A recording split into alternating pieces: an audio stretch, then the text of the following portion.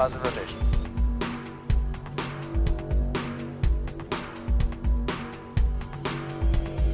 Ignition.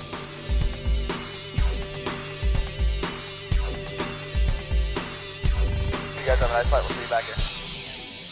Welcome to Roll Call, a 126th Air Refueling Wing podcast of the Illinois Air National Guard at Scott Air Force Base. I'm your host, Master Sergeant Brian Ellison. The Roll Call podcast focused on people, mission, and community. Coming up, Lieutenant Colonel Brad Kahrhoff, 126th Logistics Readiness Squadron, tells us how his squadron fits into the wing, what keeps him serving in the 126th, and we'll ask him the hard-hitting question about corn dogs. Coming up this Saturday during drill from 11 to 1 o'clock at the dining facility. It's the Lunch Club. Good time to just come hang out, sponsored by Airmen and Family Readiness and the chaplain's office. Like I said, good time to just come hang out, relax, get to know some folks from around the wing, and maybe even play some games. Sunday at noon at Building 5029 is a Rising Six meeting. The Rising Six is a listed organization designed for growth on an individual level as well as wing cohesion. The group is a great tool for professional development, mentorship opportunities, networking, volunteer, and morale. Airmen that actively participate and come together with their challenges feel empowered to find ways to fix them as a team. It doesn't matter what rank you are, E1 through E6, you're welcome to attend the meeting. That's noon this Sunday, Building 5029. By the way, you can find a lot of this information by signing up for the 126th Military and Family Readiness Resource Roundup. That's at 126.arw.afr.mailbox@us.af.mil. And another thing coming up this Sunday at noon is a retirement briefing. I was talking to Keely just a little bit ago, and she was saying that, if you're in that window 2 to 4 years from retiring, it may be a good idea to take that class, that briefing, and just kind of understand what you can be looking forward to and maybe what you need to start planning on during that retirement brief. That's in room 131 at building 5,000. I almost said 50,000.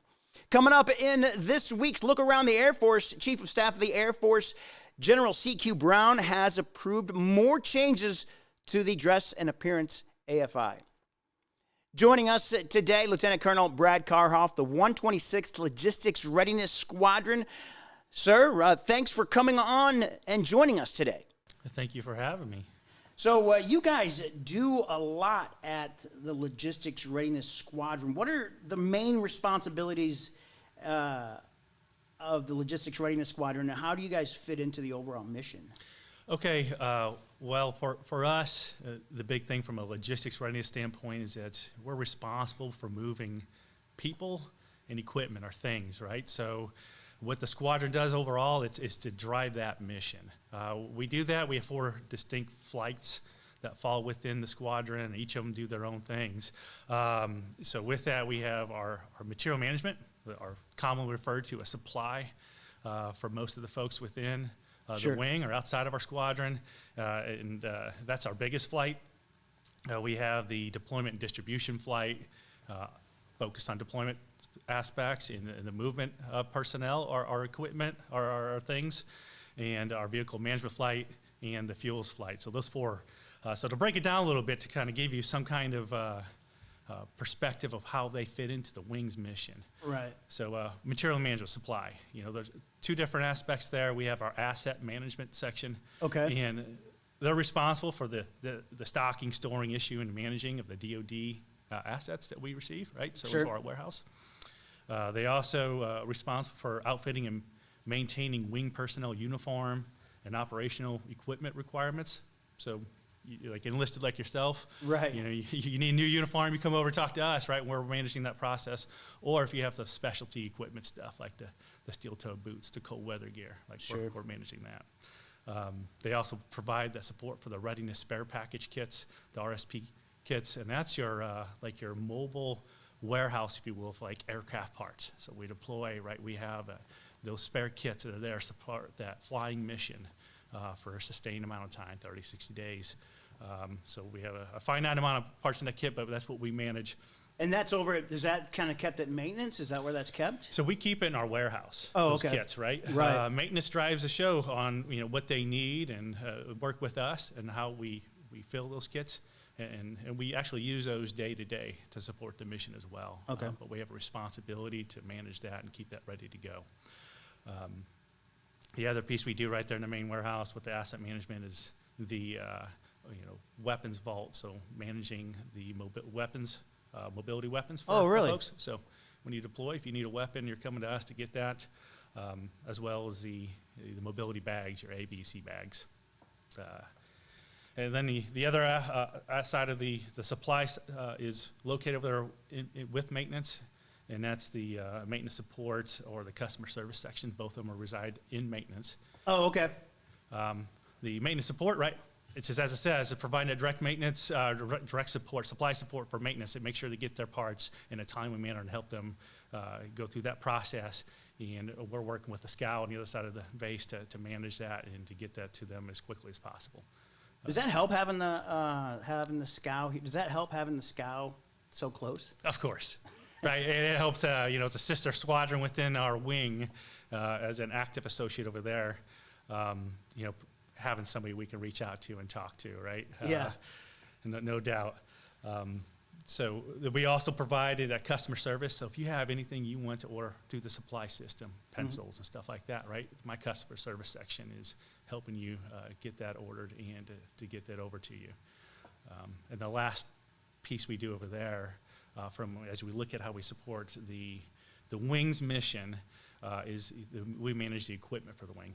So those 17 units we have out there, the equipment assets they have, whether for mobility or right here at home station use, my equipment manager is managing that on behalf of the wing. So that's supply. Oh, wow. So as we go forward, as I said, we have 4 units, so we go over to our deployment distribution section, 2 totally different functions fall within that flight. Okay. Deployments, the commonly referred to as the installation deployment readiness cell. Okay. So those are the folks over there that receive the taskings. We have any type of deployment taskings. So they're over at they're in that 5029 building? Yeah, yes, that's where they reside. Okay. So they don't just look at deployment taskings, which is a big piece of it, in ensuring that the wing can meet those requirements. They're overseeing the readiness requirements or the readiness reporting for the wing. They also oversee WRM, if we were to have that, to the base support plan, support agreement management. So it's a pretty big responsibility over there in what they do. If they manage that on behalf of the wing, a lot of times going direct to the wing commander to ensure it's being managed in an appropriate fashion. Wow. That and there's more? And there's more. And wait, there's more. Yes, the distribution section within that flight, that's your air and ground trans. So you think about ground transportation, that's your You Drive It fleet. They help provide that support, bus support. If you need any, requests to move assets, whether it's with a bus or a vehicle or Sure. with a forklift, they're doing that. And then our air trans, which is your airport functions, although very small for us, we only have 2 people there. Oh, really? But they, as traditionals, but they provide that passenger terminal or aerial ATOC or that support you provide on the flight line to ensure that the cargo is airworthy prior to being loaded onto aircraft and processed and the people to manifest them to get onto the aircraft. That's what that small little section does for us. And then the last that rounds up the distribution is our traffic management office, and that's managing the movement of people and cargo as well. If you're going to go to our pipeliners, right, going to basic Sure. training, they're managing that and getting that transportation requirements set up. Wow. So, yeah, a lot, right? Yeah. Doing pretty diverse. Moving over to fuel flight, pretty easy, right? Oh, fuel, sure. So looking Forgot at about them. Yeah. They're managing the ground and air fuel, right? The aircraft fuel. Oh, okay. So the MoGas or diesel that we use for our vehicles, our generators, Yeah. they manage the storage and issuing of that, as well as the aircraft fuel, the storage and issuing of that, making sure it's of quality and meets the requirements to use. And last but not least is our vehicle management flight, and they're responsible for the wing's vehicle fleet, and that's the maintenance, accountability, and ensuring that they're in operational form to perform the mission. So. Wow. So, as the commander, how do you keep track of something like that? My SMEs. So for me, yeah, I heavily depend on my senior NCOs and my officers that manage that on my behalf. Impossible, right, to have sure. depth of knowledge in each of those areas. But right. I have chiefs and my superintendents and those senior NCOs and NCOs that are doing it. So day in and day out, the phenomenal team that I have, I couldn't be prouder of what they do for me, and incredible people. So, how many, because you've got a lot of moving parts, and logistics isn't just a weekend job. So what are you, how many full-timers do you have then? So 44. Wow. And that includes my 906 members that Oh, are sure. my operational direction. So, I have 4 different statuses of full-time members. You have your Title 32 dual status technicians. Sure. I have my AGRs, Mm-hmm. Active Guard Reserve, Title 32. I have my 906, Title 10, and then I have my Title 5 civilians. Sure. And it comprises about 50-50 technician AGR now from the dual status side. Right. And I have 5 Title 5 and 8, make that 9 Title 10 members. So. How do the 906th Air Refueling Squadron troops fall in with the Logistics Readiness Squadron? So, it's seamless as they fall in. You couldn't, you can't tell the difference between if it was a 126 member or a 906 member. They fall into two of our flights. Okay. Our material management, so within the supply side. Okay. So we have personnel within asset management or in the MSS side of the house. And then we have 906 members within our fuels flight. Really critical right now in our fuels flight with the low manning we have. So ensuring we can make the operational needs day to day on a full-time side. So great bunch of airmen. Sure. Do those, those 906 those guys must come in handy at times just because you are critically manned in some of those spots. Absolutely. With the material management, they come in handy because we have a 2-shift operation to support maintenances and the flying, 2-shift operation there. So without them, it would be extremely challenging to meet that on a day-to-day basis, especially within my fuels flight, which is about 50% manned right now on a full-time side. A little bit higher on the traditional side, the mill side, but sure. Both of them pretty critically manned.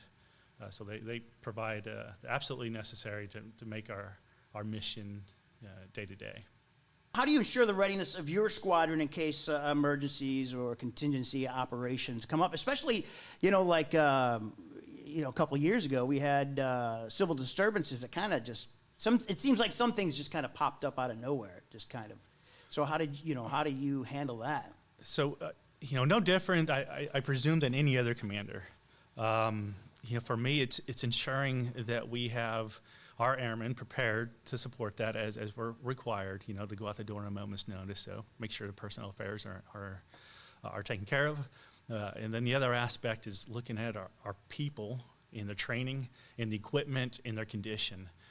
So I use my unit deployment manager, my unit training manager. They oversee those training requirements, whether it's a deployment related matter or just from an upgrade training standpoint. And working with those section or flight leads to get into the weeds, make sure they can meet those mission capability statements to meet our UTCs. Sure. And my UTM is also my readiness POC, right? So it works well, and every month I go into the system and I'm reporting on that and where we're at in a readiness standpoint to meet at a moment's notice. So heavily rely upon my UTM, and my readiness reporting POCs to manage the process, but it ultimately relies on my flight leadership, those chiefs and superintendents, to develop those plans and make sure they're airmen ready to go. So we're talking with the Logistics Readiness Squadron Commander, Lieutenant Colonel Brad Kahrhoff, and the 126th Maintenance Group, sir. They just received, the highest mission capability rate in the KC-135 fleet for the Air Force overall. How it's not just the mission, it's not just the maintenance group that makes that happen. It's kind of falls on it kind of falls on the Logistics Readiness Squadron as well. How do you guys play a part in that? Absolutely, yes. So I would say we play a critical part in that process. If the planes never break, then that mission capable rate is phenomenal. No issues, no concerns. Unfortunately, they're old aircraft and parts do break. So when that happens, they're working with my maintenance support section, that supply piece, to get those parts on order in a timely manner. And then my maintenance support section is obviously doing the inputs into the system, working with the supply chain operations group of the wing over there to resource those assets. But not just leaving that part to the supply chain operations group, but they're also actively looking out there. What is the best place to get those parts? Sure. The SCOW may resource something from, let's say, the East Coast. Okay. And we're getting towards the middle of the day.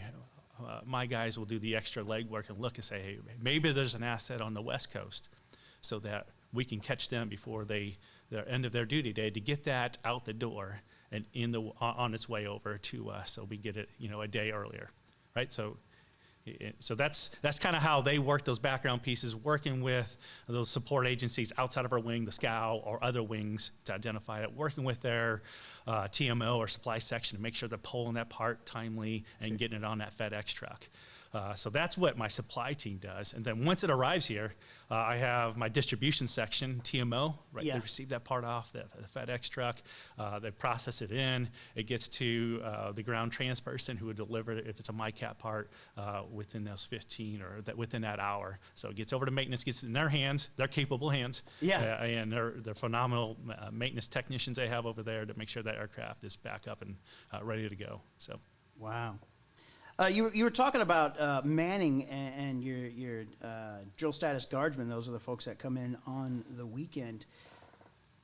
What are the challenges of being a commander in the National Guard, knowing that you don't get to see your troops every day?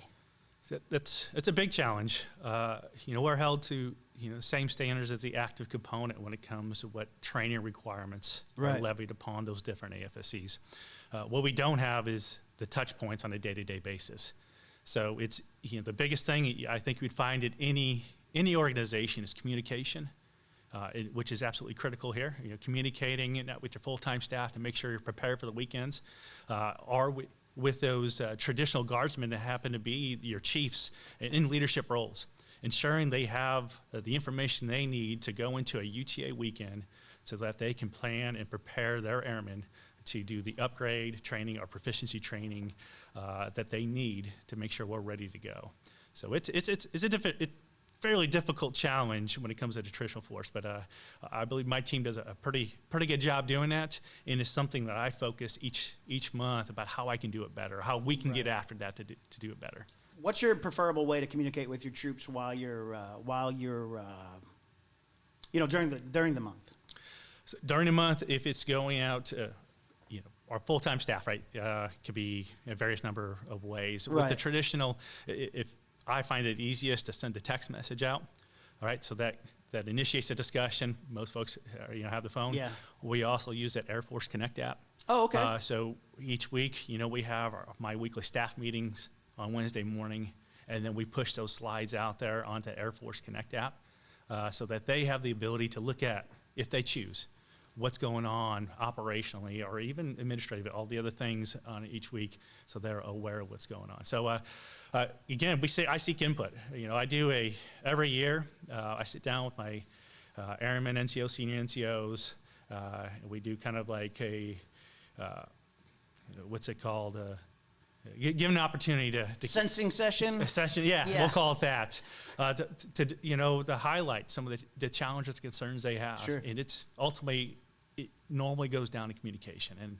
and I'm looking at solutions, and that was a solution that we presented this year that we implemented. Well, that's great. What are some of the squadron's achievements that you are most proud of since you've been commander? Since I've been commander, so 2 years I've been in the seat. Wow, has it been that long? Yeah, Wow. it's crazy. Yeah, April. Does it feel like 2 years? It doesn't. I mean, it's flown by. It's been a really busy 2 years. But looking the proudest moment, I look back the last 6 years and all of the national level awards that our unit has achieved or earned. And in 2021, we won the Air Reserve Component Based Logistics Activity of the Year Award, both at the Guard Bureau and the HAF level. So if I had to pick just one, right, that would be the unit award that we won that year. And it's just a testament to what my airmen do day in and day out at every level. Definitely not something I do. Sure. Yeah, it's definitely it's them and how they execute on a day-to-day basis, and to be highlighted, it's something that I found to be I'm very proud of. Sure. How do you attribute that? I mean, your leadership had to do something with that. What do you think, in your opinion, that maybe you do that maybe help them get to that level? I don't know if it's anything special that I do. I believe if you looked across the board, the other commanders do the same thing. I allow my airmen to lead at every level. I empower them to do that, and I believe, I empower my senior NCOs and those supervisions at every level to empower their airmen to do the same thing. I don't know, if that's attributed to that, or if I'm just extremely fortunate to have, some brilliant airmen that are hardworking and go-getters that get after the mission, and I just happen to highlight it better than other units do. I understand that.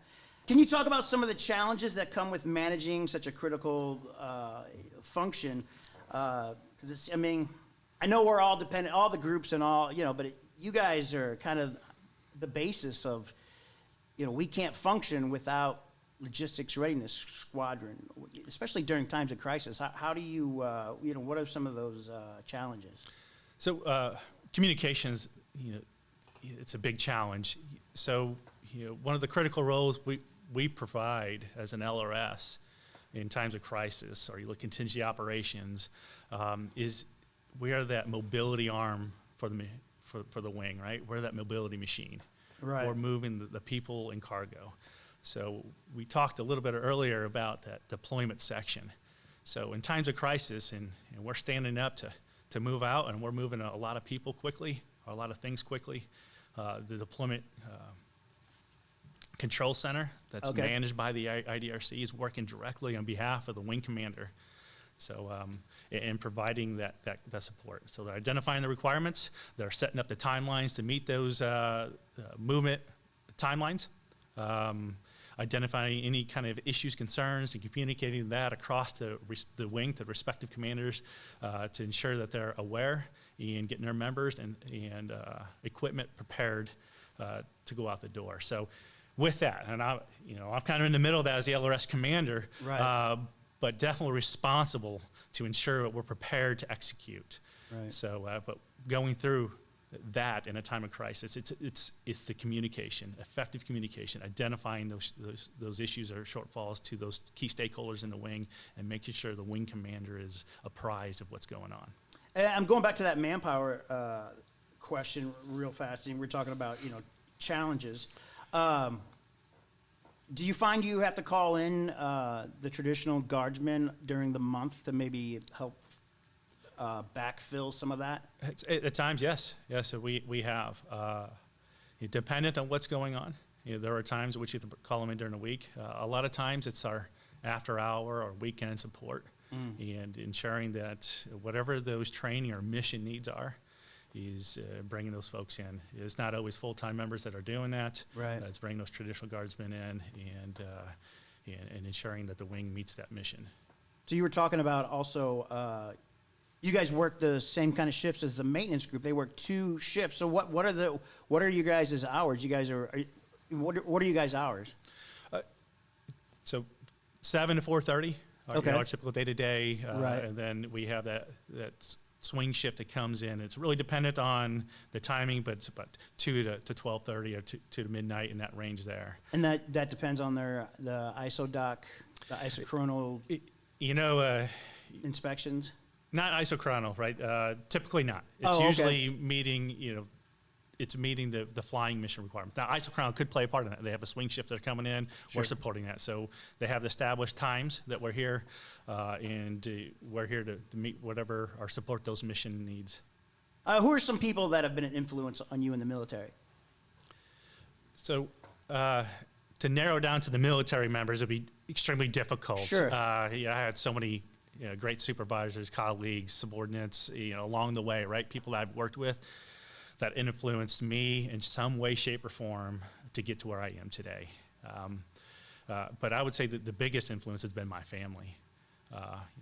Prior to me joining, I had a brother and a brother-in-law that were in the aircraft maintenance squadron, or maintenance squadron over there. Sure. And they kind of gave me some insights of what this wing provided, not just what maintenance, what the wing could provide. Right. Because there's a lot of people that, from a traditional side, have jobs outside of it. At the time in my life, I was out of college. I didn't really know what I wanted to do. Right. But through discussion with them, they kind of provided that, hey, there's good opportunities out here. So I took that leap of faith and I joined because of that. And they really, gave me the foundation coming in as, great, troops and airmen they were. Gave me a good name, so it helped me get in. And once I got in, taking an opportunity to apply for and being accepted as an aircraft maintenance officer. Oh, wow. And then, transition over here.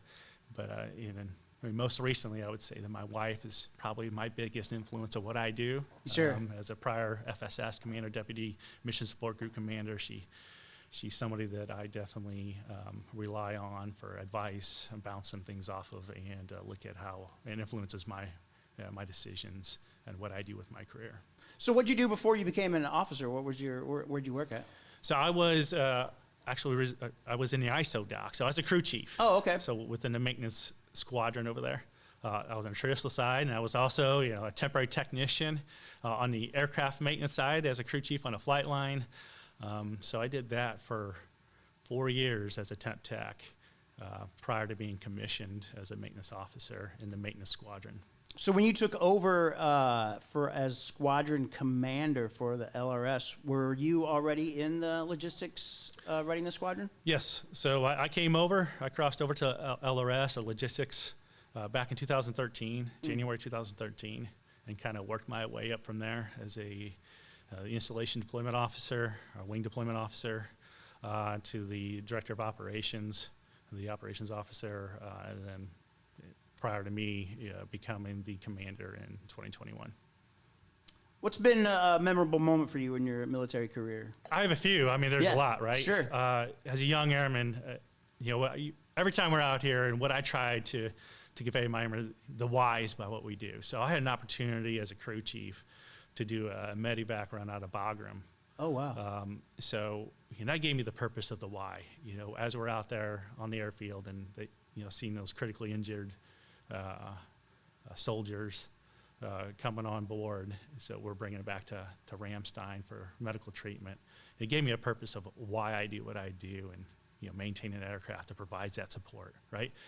That, without a doubt, something that to this day, is something that I am extremely proud to be a part of, and gives me a purpose of being out here. The second memorable moment would be when I commissioned, and my mom was, available there to witness it. Right. She passed away a year after, I sorry. commissioned, but awesome. I mean, yeah. So I look back, I'm like, man, that's it. Like, that's pretty cool. And then most recently in 2020, when I came back from my deployment, a very strenuous, grueling, 16-hour day, every day type of deployment, and having my family meet me at the airport when I get back. Those are like 3 moments that stick out in my mind. So you touched on it a little bit. What or why did you decide to join? I'm going to step back. So you just talked about you graduated college. What was your degree in? Nothing that does with logistics. So mathematics. So I have a degree in mathematics. Holy cow. Right. So I think it all relates. You know, you Yeah. look at what you do day in, day out. You analyze what you do, and that's what you do in a career filled with math. You know, I think I majored in it just because I had so many credit hours in it. But it wasn't really like a passion of being a math teacher. Right. I explored the whole actuarial science, took that first test, but I couldn't see myself doing that the rest of my career. Yeah, I really didn't know what I was going to do when I graduated. And I think I was just fortunate, really, Right. to have people that were engaged in the military within this unit. They gave me an opportunity to be here, and you know, I love doing what I do. I love working with the people I work with. Why did you just decide to join the Air National Guard? Well, to go back what I said earlier, an opportunity, my family being a part of the Air National Guard, but an opportunity for, you know, to provide for my family, to serve the country, and to give me, you know, potential employment opportunities, whether it was with the Guard or just meeting those contacts in those traditional guardsmen that have those employment opportunities outside of here, right? Right. My family kind of spoke to that. My brother did, my brother-in-law, and I saw that and said, why not? And I always had a kind of an ambition to serve my country, and kind of fell into place. Right. Were you able to, what benefits were you able to get your college paid for or anything like that after you joined? No, well, I mean, I could have, but I'd already been through college, so and I already paid for all my college. By the you time. did? Yeah, so I didn't have a whole lot of loans. Good. In hindsight, I definitely would have joined prior, Right. And mitigated, you know, paying for school while I was going through college, and something I would advocate for every airman to do. But I think that the biggest benefit is it's given me, you know, a career. It's given me a purpose. And something, you know, a job that I love doing. So, you know, how do I have known that, you know, almost 18 years ago? I wouldn't have, but I took that leap of faith, and this paid off for me. Well, you know, you probably had the opportunity to go to you probably could have gone to another wing, or is there any, what made you decide to stay? What's made you decide to stay in the 126th? The people. Been able to work with some really good people throughout my entire career, whether it was enlisted with an aircraft maintenance, or since I've commissioned with an aircraft maintenance, and the commanders and supervisors that I had there, and really the airmen that I worked next to day in and day out, always been great people, and transition over to LRS has been no different. So it's just the people. How many family members do you have in the wing? Wow. In the wing right now, I have 2 brothers, a brother-in-law, and my wife. So I guess that's 4 total. Okay. 5 including myself. Yeah. And we have to say that Colonel Kahrhoff is the husband of our public affairs officer, Major Luann Kahrhoff. So I got to ask you, what's coming up for you guys this drill? So this drill, typical drill when it comes to normal, you know, proficiency upgrade training, but there are a couple things that we've been focused on recently, and that's the readiness, not just for our squadron, but for the wing. So as you're aware of, we have the big readiness exercise in September. Part of that is ensuring we can get out the door, that mobility machine. Sure. So my plans office, or my deployment distribution section, is doing some unit cargo increment monitor training for the respective units throughout the wing, to ensure their members have the ability to build and process their cargo. And we're also providing cargo deployment function training, and that's the mobility machine itself, to the augmentees. Like I said, we have a very small footprint of aerial porters, so we rely on the wing to provide us augmentees to manage that function. So we're providing both of those training opportunities this coming UTA. And then internal to LRS, a focus on readiness as well, and we're doing some PAR team training, looking at how we can communicate and execute those requirements. Chief Mazanik, my SEL, is leading that, so we've been focused on that over the last few months, and can continue doing that up until the readiness exercise in September, to make sure our airmen are ready to go. All right, one more hard-hitting question, sir. It's National Corn Dog Day. Now, I'm sure you don't, your wife probably doesn't allow you to eat corn dogs in the house, but Really, mustard or ketchup on your corn dog? So if I had to choose, it'd be ketchup. You're a good man, sir. I don't know who would put mustard on one of those things. All right. Thank you, sir, for coming in. That's Lieutenant Colonel Brad Kahrhoff, the 126th Logistics Readiness Squadron. I should have asked you, is there anything else you'd like to add? No, I appreciate you having me over today to highlight what my squadron does for this wing and the incredible airmen that I have the ability to serve with each and every day and serve for. So it's, thank you for giving me this opportunity.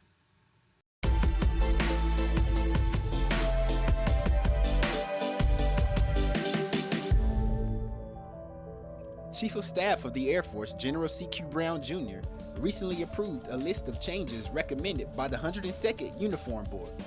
Cold weather headbands are now an approved accessory, and a total of 4 badges can be worn above the U.S. Air Force tape on the OCP uniform. Olive drab green backpacks are also authorized to wear with any uniform combination. Additionally, parents in uniform may no longer have to wear a hat or salute at child development centers. One of the latest changes to dress and appearance rules lets installation commanders declare CDC's no hat, no salute zones. Secretary of Defense Lloyd J. Austin III announced a new plan with 6 initiatives to improve life for military families.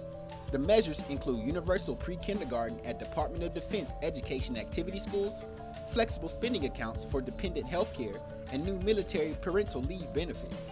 Other initiatives cover improvements to the Exceptional Family Member Program and expansion of financial assistance for spouses to get up to $4,000 in aid for a professional license, certificate, or associate's degree. Austin says DoD will work with Congress and the states for implementation and support. F-22A Raptors from Joint Base Elmendorf-Richardson, Alaska, are the first 5th-generation fighter aircraft to land and operate out of the Philippines. They traveled to Clark Air Base to integrate and train with FA-50 multi-role fighters from the Philippine Air Force. Captain Joe Ballman, an F-22 pilot, says the Raptors' ability to establish air dominance combined with the FA-50's precision strike capability makes a lethal combo. Pacific Air Forces and the Philippine Air Force train together regularly to enhance stability in the Indo-Pacific region. That's your look around the Air Force. I'm Staff Sergeant Milton Hamilton. Veterans, service members, and their families can reach the National Suicide Prevention Hotline by dialing 988 and pressing 1 to be connected to the Veteran Crisis Line. Suicide has no single cause, and no single preventative action, treatment, or cure will eliminate every individual suicide. But research shows we need to reframe our thoughts and understanding of suicide from isolated outcomes to an integrated primary prevention approach that focuses on root causes. So it's not just one event that leads someone to feeling suicidal. It's just a combination of things, just one on top of another. Then finally, we see someone in crisis.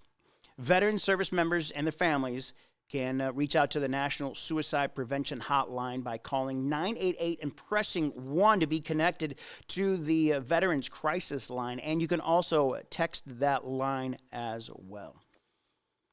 You can find all of our links on Linktree. That's linktr.ee/126ARW. If you're watching YouTube, you can also download this on your favorite podcast app. If you want to pass along some information, maybe you have some information you'd like to let us know about an event in your squadron, you can email roll call 126.ARW.pa.mm.org@us.af.mil. Thanks for listening to Roll Call, a 126th Air Refueling Wing podcast focused on people, mission, and community. I'm Master Sergeant Brian Ellison.